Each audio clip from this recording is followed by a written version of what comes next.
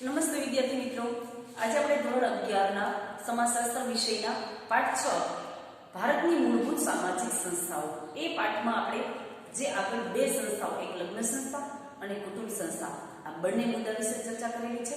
હવે આ વિડીયોમાં આપણે એક નવો જ મુદ્દો એટલે કે નવી સંસ્થા જે જ્ઞાતિ સંસ્થા એના વિશે ચર્ચા કરવાની છે. તો સૌ પ્રથમ આપણે જ્ઞાતિ એના વિશે થોડું સમજીએ. તો જ્ઞાતિ એ પ્રાચીન સમયમાં છે એક જ્ઞાતિ સંસ્થા છે એ હતી નહીં, પરંતુ એક ભારતીય સમાજની એક આગવી લાક્ષણિકતા હોય તો અન્ય દેશોમાં આવી કોઈ જ્ઞાતિ સંસ્થા છે નથી. જે આપણા દેશમાં આપણા દેશની જ એક લાક્ષણિકતા છે કે જેમાં જ્ઞાતિ સંસ્થા છે, આવી જ્ઞાતિઓ છે, જુદી જુદી જ્ઞાતિઓ છે એ જોવા મળે છે. તો સૌ પ્રથમ પ્રાચીન સમયમાં પણ આવી જ્ઞાતિઓ નથી. તો કોની પર ભારતીય સમાજ છે રચાયેલો હતો? તો કે ત્યારે વર્ણ વ્યવસ્થા ઉપર રચાયેલો. બ્રાહ્મણ, ક્ષત્રિય, વૈશ્ય અને શૂદ્ર આવી 4 વર્ણ વ્યવસ્થા હતી. અને જેમાં સમયાંતરે એમાંથી જ્ઞાતિ છે એ અસ્તિત્વમાં આવેલી છે. સૌથી ઊંચું સ્થાન તો કે બ્રાહ્મણોનું, સૌથી નીચું સ્થાન તો કે જે શૂદ્ર છે. આ પ્રમાણેની વર્ણ વ્યવસ્થાથી ધીમે ધીમે સમયાંતરે એમાં પરિવર્તન આવતા એમાંથી જ્ઞાતિ છે અસ્તિત્વમાં આવેલી છે. આજે 3000 કરતા પણ વધુ જ્ઞાતિ છે. તો ભારતીય સમાજ છે એનું એક આગવી લાક્ષણિકતા છે કે જે અન્ય દેશોમાં ક્યાંય પણ આવી જ્ઞાતિ સંસ્થા છે, આવી જ્ઞાતિઓ છે એ જોવા મળતી નથી. હવે જ્ઞાતિનું સભ્યપદ છે જે તે વ્યક્તિ છે એને જન્મથી જ મળી જાય છે. એના માટે પ્રયત્ન કરવો પડતો ને જે વ્યક્તિનો જે જ્ઞાતિમાં જન્મ થાય છે એનું સભ્યપદ એને આપોઆપ મળી જાય છે. એટલા માટે આપણે કંઈ પણ આપણે આજે ઓળખાણ આપવી હોય તો એ આપણે હિન્દુ ધર્મની જ અંદર આવી અનેક જ્ઞાતિઓ છે. એટલે આપણે આપણા ધર્મનો નહીં પણ આપણે આપણી ઓળખાણ છે કોના આધારે આપીએ છીએ? તો કે જ્ઞાતિના આધારે. તો એનો આપણે જ્યારે જ્ઞાતિની આ બધી બાબતોને સમજીએ ત્યારે સૌ પ્રથમ જ્ઞાતિનો અર્થ વિશે આપણે સમજીએ. તો એ જ્ઞાતિનો અર્થ છે એમ.એન. શ્રીનિવાસ અને G.S. ધુરીએ આ બંને સમાજશાસ્ત્રી છે. એણે જ્ઞાતિના અર્થને સમજાવવાનો પ્રયત્ન કરેલો છે. તો સૌ પ્રથમ એમ.એન. શ્રીનિવાસ છે એ જ્ઞાતિ વિશે શું કહે છે? તો કે જ્ઞાતિ એક વંશ પરંપરાગત અંતરલગ્નની પ્રથા ધરાવતું અને સામાન્ય રીતે એક જ સ્થળે વસવાટ કરતું જૂથ છે. એક જ સ્થળે વસતું જૂથ છે. એ સરળ વ્યાખ્યા આપેલી છે ને કે જ્ઞાતિ એક વંશ પરંપરાગત, કેમ કે પ્રાચીન સમયમાં જ્યારે વર્ણ વ્યવસ્થા હતી ત્યારે પણ પોતાની જ્ઞાતિ કે પોતાના જ વર્ણમાંથી જીવનસાથીની પસંદગી કરવાનો નિયમ હતો. તો એમાંથી જ જે જ્ઞાતિ છે અસ્તિત્વમાં આવેલી ત્યારે વંશ પરંપરાગત અંતરલગ્નની પ્રથા ધરાવતું. અંતરલગ્ન પ્રથા જે આપણે આગળ લગ્નના સંસ્થા વિશે સમજતા ત્યારે અંતરલગ્ન પ્રથા એટલે શું એના વિશે સમજાતા કે પોતાની જ્ઞાતિ કે પેટા જ્ઞાતિમાંથી જીવનસાથીની પસંદગી કરવાનો નિયમ એટલે અંતરલગ્ન. તો જ્ઞાતિ એક વંશ પરંપરાગત અંતરલગ્નની પ્રથા ધરાવતું અને સામાન્ય રીતે એક જ સ્થળે વસતું જૂથ છે. મોટાભાગની જે જ્ઞાતિના સભ્યો હોય છે, જ્ઞાતિ જુદી જુદી જ્ઞાતિના જે એક મોટા ભાગે એક જ સ્થળે વસવાટ કરતા હોય છે એવું મોટાભાગે જોવા મળતું હોય છે. દાખલા તરીકે પટેલ જ્ઞાતિ છે તો પટેલ જ્ઞાતિના સભ્યો છે એ મોટાભાગે એક જ સ્થળે વસવાટ કરતા હોય છે. એ રીતે જુદા જુદા વિસ્તારમાં જુદી જુદી જ્ઞાતિના ચોક્કસ સ્થળે જ વસવાટ કરતા હોય છે. તો આ એમએનસી દિવસે બે બાબતની આપેલી છે. એક તો અંતરલગ્નની પ્રથા ધરાવતું અને એક જ સ્થળે વસતું જૂથ છે એવું એની વ્યાખ્યા સમજાવે છે. ત્યારબાદ G.S. ધુરીએ છે એના કરતા જુદી રીતે સમજાવે છે કે હિન્દુ સમાજ છે એ એવા વિભિન્ન જૂથોમાં વિભાજિત થયેલો છે. કેમ કે હિન્દુ સમાજ છે, હિન્દુ ધર્મ છે, એની જ અંદર જુદા જુદા આવા જૂથો છે, જ્ઞાતિ સ્વરૂપેના આવા જુદા જુદા જૂથો છે એમાં વિભાજિત થયેલો છે. જૂથો એટલે કે જ્ઞાતિ કે હિન્દુ સમાજ એવા વિભિન્ન જૂથોમાં એટલે કે જ્ઞાતિમાં વિભાજિત થયેલો છે. જે જૂથો એટલે કે જે જ્ઞાતિ છે એના સામાજિક પ્રતિષ્ઠાના સ્તરો અને પારસ્પરિક વ્યવહારો છે એનું ક્ષેત્ર છે એ પણ જુદું જુદું. દરેક જ્ઞાતિ છે એને પોતાની સામાજિક પ્રતિષ્ઠાનો જે સ્થાન છે, જે દરજ્જો છે, જે સ્તર છે, જે વર્ગ છે એ અને પારસ્પરિક વ્યવહારો છે એનું ક્ષેત્ર પણ કેવું છે? તો કે એક જ જ્ઞાતિ, દાખલા તરીકે માની લો પટેલ જ્ઞાતિ છે, અહીં છે કે રાજપૂત છે, કડિયા છે કે કોઈ પણ જ્ઞાતિ છે, 3000 જ્ઞાતિ છે તો એ 3000 જ્ઞાતિ છે એના સામાજિક પ્રતિષ્ઠાના સ્તરો અને પારસ્પરિક વ્યવહારો છે એનું ક્ષેત્ર છે એ પણ કેવું છે તો કે એ પણ અલગ અલગ છે.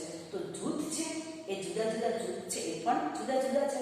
ઘણા બધા જૂથોમાં વિભાજિત થયેલો છે, પરંતુ એનું સામાજિક પ્રતિષ્ઠાનું સ્તર અને પારસ્પરિકના જે વ્યવહારો છે એ વ્યવહારોનું ક્ષેત્ર પણ કેવું છે તો કે એ પણ ભિન્ન ભિન્ન છે. તો આ રીતે બંને વ્યાખ્યા છે એ એમએનસી વિવાસ અને જીએસ ધુરીએ બંને જ્ઞાતિની વ્યાખ્યા આપેલી છે. એ ઘણી બધી સરળ છે. ત્યારબાદ હવે જે જ્ઞાતિની ખાસ કરીને જે મહત્વના પરંપરાગત જ્ઞાતિના લક્ષણો છે એ જીએસ ધુરીએ છે એ આપેલા છે. એને આપણે સમજીએ તો જીએસ ધુરીએ જ્ઞાતિના પરંપરાગત જ્ઞાતિના લક્ષણોને આપણે સમજીશું. સૌપ્રથમ જે પરંપરાગત જ્ઞાતિના પરંપરાગત લક્ષણો કેવા હતા એના વિશે આપણે સમજીએ તો એમાં હિન્દુ સમાજનું જુદા જુદા ખંડોમાં વિભાજન, સામાજિક કોટિક્રમ, ખાનપાન અને સામાજિક વ્યવહાર અંગેના પ્રતિબંધો, નાગરિક અને ધાર્મિક અસમાનતાઓ અને વિશેષ અધિકારો, ત્યારબાદ વ્યવસાયની પસંદગી પર અંકુશ અને લગ્ન પરના પ્રતિબંધો.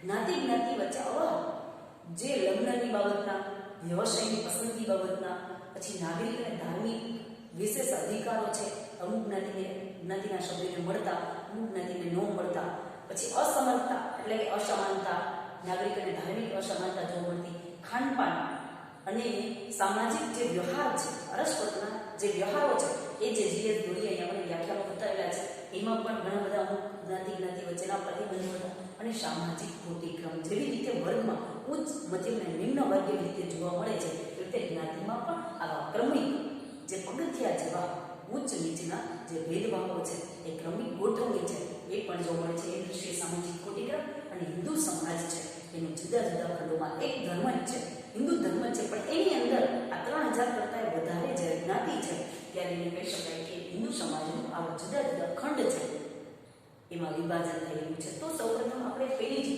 જેની લાક્ષણિકતા છે એ જોઈએ તો હિન્દુ સમાજના જુદા જુદા ખંડોમાં વિભાજન. સમાજ હિન્દુ ધર્મ એક છે, પણ એની અંદર જુદી જુદી જ્ઞાતિ તરીકે, દાખલા તરીકે પટેલ જ્ઞાતિ છે, બ્રાહ્મણ જ્ઞાતિ છે, કડિયા છે, સુથાર છે, લુહાર છે, આવી અસંખ્ય જ્ઞાતિઓ છે. એ જ્ઞાતિનું દ્રષ્ટિએ એનું વહેંચણી થયેલી છે હિન્દુ ધર્મ તરીકે. ધર્મની દ્રષ્ટિએ હિન્દુ ધર્મ છે, હિન્દુ ધર્મના છે, પરંતુ એની અંદર જુદી જુદી આવી 3000 કરતાં વધારે જ્ઞાતિ છે. તો એ આધારે કહી શકાય કે જુદા જુદા ખંડોમાં જ્ઞાતિ છે એનું વિભાજન થયેલું છે. એ જ રીતે હવે એના પછી સામાજિક કોટિક્રમ. તો સામાજિક કોટિક્રમ એ જે દરજ્જાના આધારે સામાજિક દરજ્જાના જે સામાજિક અસમાનતાની દ્રષ્ટિએ દરજ્જાની દ્રષ્ટિએ આવી પગથિયા પ્રમાણેની અથવા તો ક્રમિક ઉચ્ચ અને નીચ તરીકેની ક્રમિક જે ગોઠવણી છે જ્ઞાતિ તરીકેની તો એની કહેવાય સામાજિક કોટિક્રમ. હવે ઉચ્ચ સૌથી ધાર્મિક દ્રષ્ટિએ જોઈએ તો સૌથી ઊંચું સ્થાન બ્રાહ્મણોનું છે. બાકીના જે કંઈ જ્ઞાતિ છે એની કોઈ નિશ્ચિત ચોક્કસ જોવા મળે છે. કોટિક્રમ ચોક્કસ છે, ઉચ્ચ અને નીચનો ભેદભાવ જોવા મળે છે. તો એ પ્રમાણે સ્થાનની દ્રષ્ટિએ, દરજ્જાની દ્રષ્ટિએ ઉચ્ચ અને નીચ આવું કોટિક્રમ ચોક્કસ છે, પરંતુ સૌથી ઊંચું સ્થાન એમાં જ વર્ણ વ્યવસ્થામાંથી જ અસ્તિત્વમાં આવેલું છે.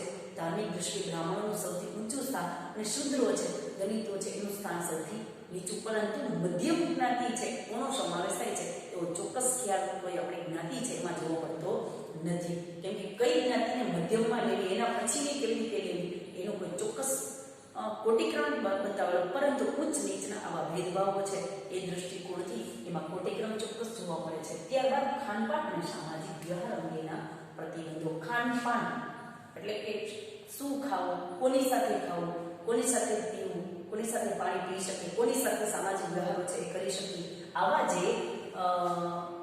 ખાનપાન અને સામાજિક વ્યવહાર અંગેના પણ જ્ઞાતિ વચ્ચે અમુક પ્રતિબંધો છે. ઉચ્ચ જ્ઞાતિના લોકો છે એમનાથી ઉતરતી જ્ઞાતિના ઘરે ખાઈ શકે નહીં, પી શકે નહીં, એમની સાથે સામાજિક વ્યવહાર છે એ રાખી શકે નહીં. તો એ માટેના ખાનપાન અને સામાજિક વ્યવહાર અંગેના આવા જ્ઞાતિ વચ્ચે ઉચ્ચ નીચના આધારે આવા પ્રતિબંધો છે એ જોવા મળે છે. ત્યારબાદ નાગરિક અને ધાર્મિક અસમતાઓ.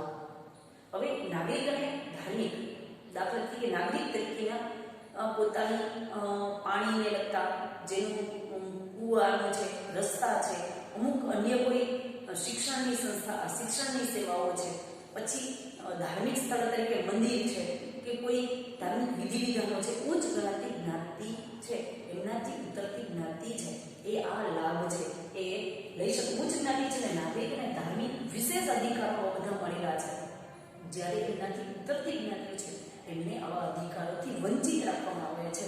ત્યારે આવા જ્ઞાતિ વચ્ચે ઉચ્ચ નીચના ભેદભાવના આધારે નાગરિક અને ધાર્મિક અસમાનતાઓ એટલે કે અસમાનતાઓ છે એ પણ જોવા મળે છે. કેમ કે એમને નાગરિક તરીકેની જે સેવાઓ જાહેર સેવાઓ મળવી જોઈએ એ સેવાઓ ઉચ્ચ જ્ઞાતિ છે એને વિશેષ મળે છે, વિશેષ અધિકારો આપેલા છે. અહીં આપણે વિશેષ અધિકાર, જ્યારે એમનાથી ઉતરતી જ્ઞાતિના સભ્યો છે એને નાગરિક અને ધાર્મિક આવી સેવાઓ છે એમનાથી વંચિત રાખવામાં આવે છે. એટલે ઉચ્ચ નીચ જ્ઞાતિ વચ્ચેના ઉચ્ચ નીચના ભેદભાવોને આધારે નાગરિક અને ધાર્મિક અસમાનતા જોવા મળે છે. ત્યારબાદ વ્યવસાયની પસંદગી પર અંકુશ.